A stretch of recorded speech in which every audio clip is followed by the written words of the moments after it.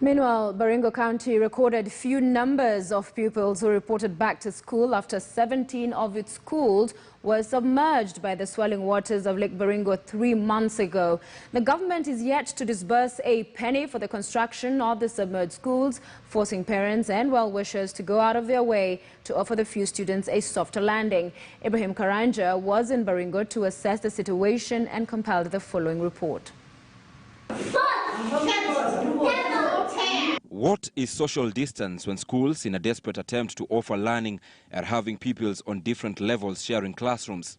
This is a situation at Seriani ECD Center in Baringo South. PP1 pupils from Seriani seated on the left, sharing the only available space with Standard 8 pupils of Ngambo Primary School.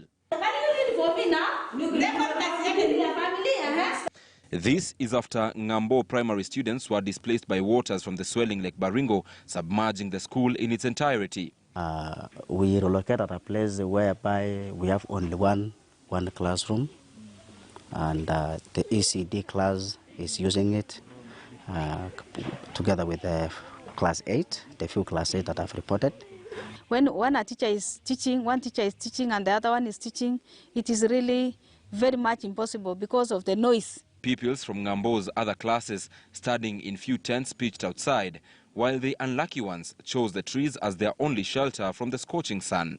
A good number of students, however, did not report. Parents have not yet settled, and maybe a few are still unaware of the place maybe we are. Not all parents have moved from the former Ngambo location. But the horrible situation for pupils of Ngambo and Seriani would perhaps be considered as a walk in the park by their colleagues at Loruk Primary in Baringo North.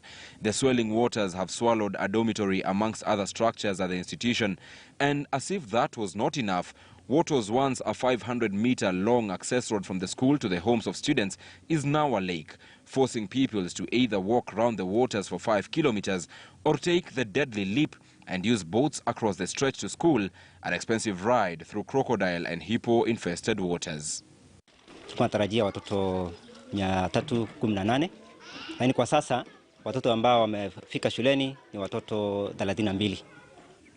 Na imekuwa changamoto sana kwa watoto kutoka Ngambo ile upande ya Kakipit mpaka kuelekea Moinoni kwa bei ambayo ingekuwa shilingi 50 kwa mtoto, kwa siku ingekuwa 100, lakini kwa huruma ya mzazi imetoa na daisha shilingi 60 kwenda 30 kurudi 30.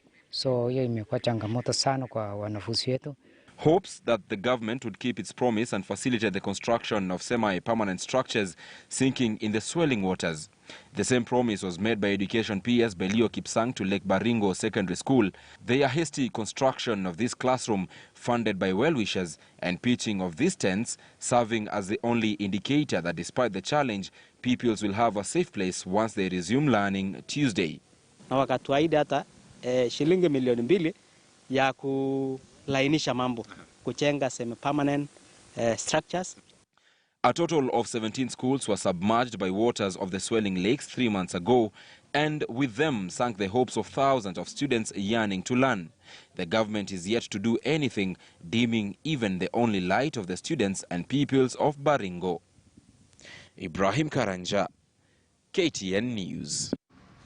And after months of uncertainty, some learners have expressed joy as they reported back